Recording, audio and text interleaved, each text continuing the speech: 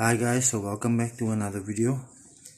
As you can see by the title of today's video, we are busy with the PlayStation 4. It's the 1TB. It is the what people will call the bigger version, the 2 layers. These are the components right here. I have taken it apart, all my screws are there.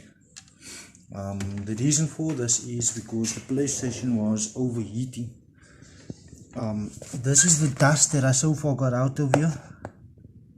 This is a second-hand PlayStation that I purchased, so this is definitely not due to my negligence, or my son at least, because it is his console.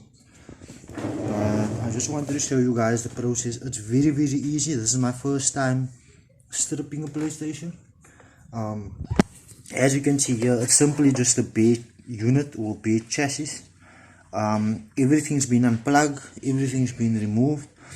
I am not gonna lie, I was a little bit worried of removing some of the taping, but it's actually very easy. The blue pin on here is actually a lever that you can use to pull it. So wherever you find the blue lever, you can just simply grab on the tag and you can pull it. So I removed all the connections. There's 1, 2, everything that I removed, like here you can see, is the fan. I only clean the chassis off right now. I am now going to move to the vent cover, which is this one over here. The vents was badly blocked, but as you can see, they are clean now. It was completely clogged up, so I cleaned that off. I still just need to clean the tray a little bit off on both either side, and then also the unit, the operating unit. So this is the main circuit board, I would believe. Or at least this is the main circuit board, sorry. I still need to clean that off, but a lot of dust was trapped in the aluminium vent, as well as in the, I think this is a breaker if I'm not mistaken. I'm not too sure of the terms, but as you can see, it is still dirty. There was a lot of dust in that I pulled out. This thing was basically clogged up with dust, you could barely see in.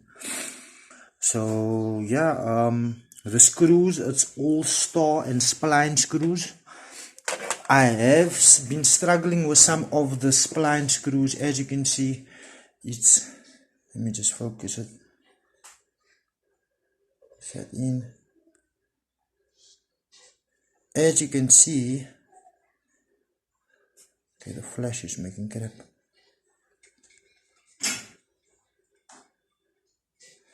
Okay, it's a little bit difficult to show now, but it's basically a spline screw. Okay,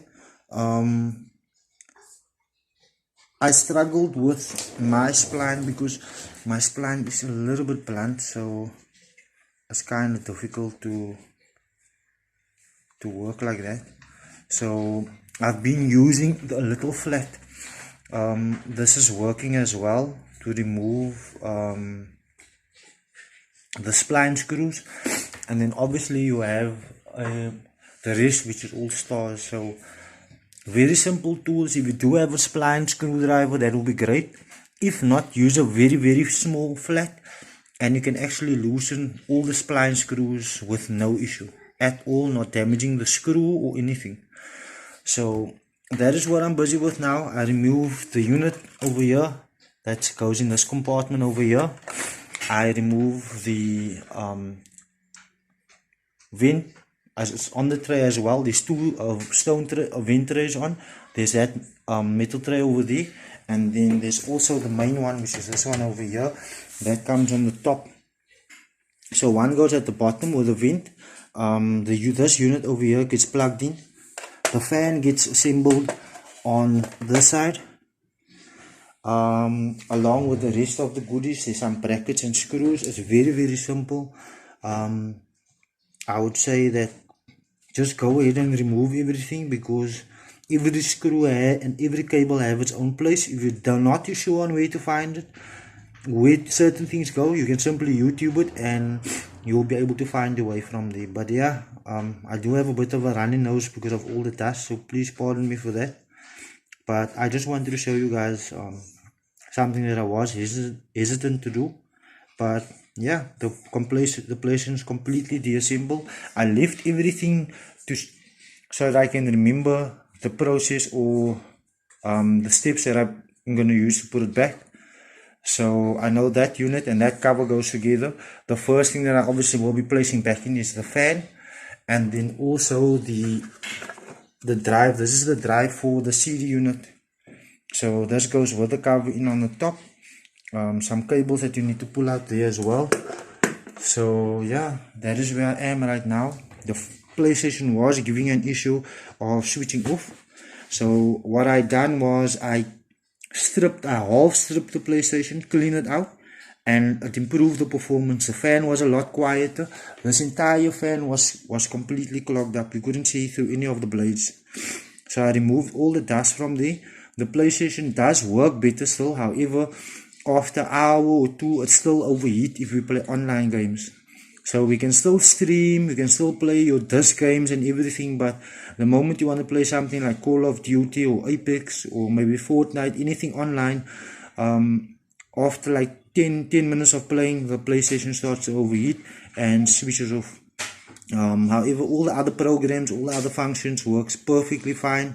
No error, no PlayStation switching off. I think that just went too much strain on the PlayStation when going online, and somewhere along the line it was still being blocked. So I've completely stripped it. This is the dust I've gotten so far. As you can see, it's quite a bundle, and I'm now busy cleaning all the minor parts, the fan, those covers, I'm not too sure what that unit is called, the circuit board over there, the disc carrier, this is the cover for the chip.